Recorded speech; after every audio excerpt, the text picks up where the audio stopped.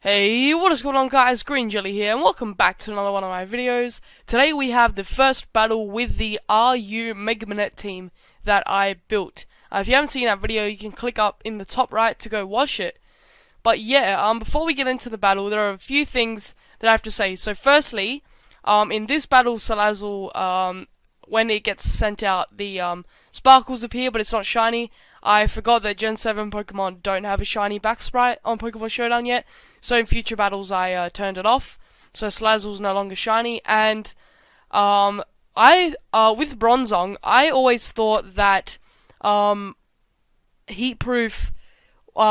completely it made you immune to fire moves, but that's not actually the case. It's like I'm pretty sure it's like Water Bubble, so fire moves are halved. So with that, I don't really have a good fire counter, basically. Now, I thought Bronzong could just be immune to it, but that's not actually the case. But Bronzong still takes fire-type moves pretty well. The only thing that it's really threatened by is Rotom Heat anyway, and it takes overheats pretty well. And also, one other announcement is, recently, I got a job at McDonald's.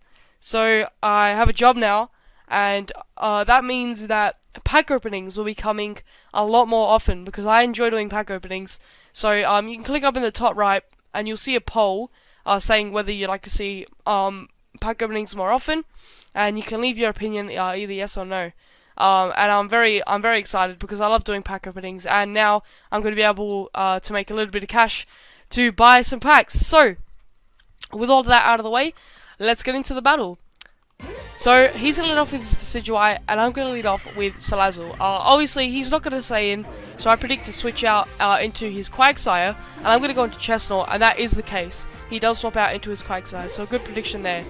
Anyway, he swaps back into Decidueye. I wasn't really expecting that. I didn't think he'd switch in back into Decidueye, and he takes my Leech Seed, so a bit unlucky for me. But I'm going to be able to switch into Cyrus and take a Spirit Shackle, and then I'm going to be able to hit him up with a Pursuit as he tries to switch out, and I'm going to be able to knock him out, which is really nice.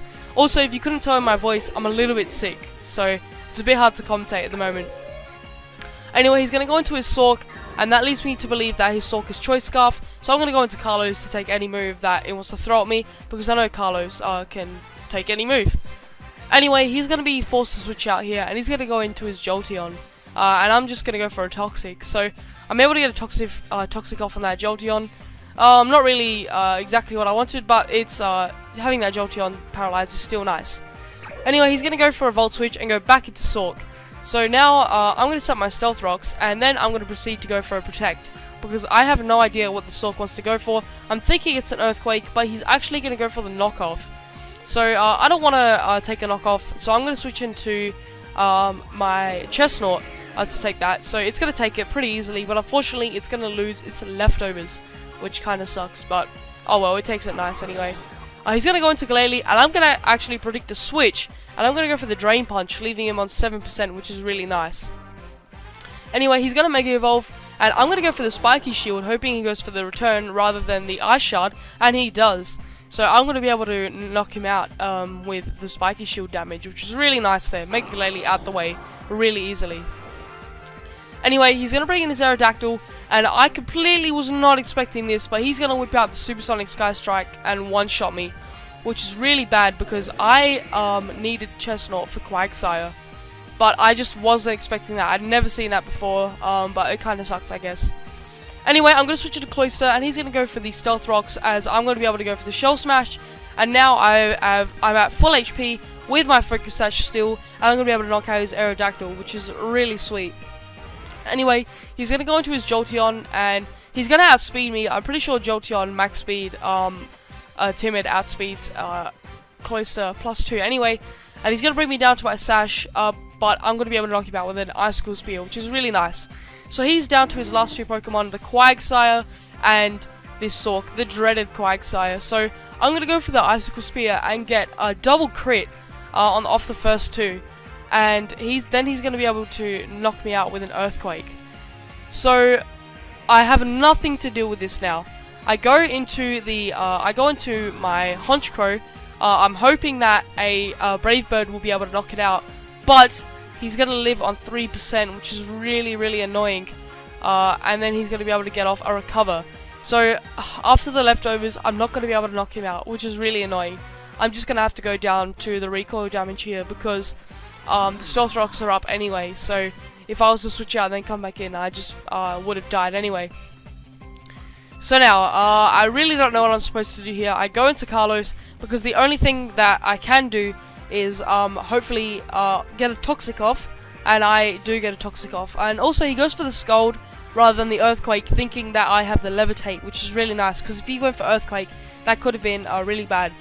Anyway, he's going to predict my Protect and go for the Recover. So as you can see, we've got a bit of a stall war on our hands here, but it's not going to last that long because he's going to switch out and go into his Sork. So he goes into Sork, and I actually switch out and go into Banette. And I frisk his Choice Scarf. So obviously I knew from before he was Choice Scarf, but I got clarification there. Anyway, he's going to switch back into his QUAGSIRE, and I'm going to Mega Evolve and go for a Shadow Claw.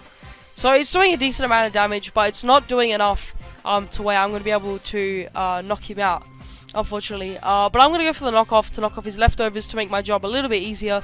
And he's going to go for the Recover again, obviously. Now I'm going to go for another Shadow Claw. I'm just going to be able to do, bring him down to a quarter.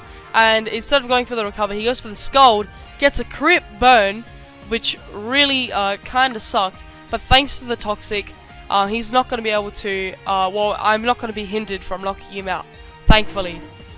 So there, down goes the QUAGSIRE, and he's going to bring in his Sork, obviously his Choice Scarf Sork, and I know he's going to be able to knock me out, so I go for the Prankster Destiny Bond, and he knocks me out with the Earthquake, and obviously, because he knocked me out, the Destiny Bond is going to take him down. So, good battle there, Meowth. If you guys enjoyed, make sure to leave a like and subscribe if you haven't already, and yeah, make sure that to answer the poll if you want to see more Pokemon TCG pack openings. Thank you guys so much for watching. Have yourselves a jolly good day, and peace out, everyone.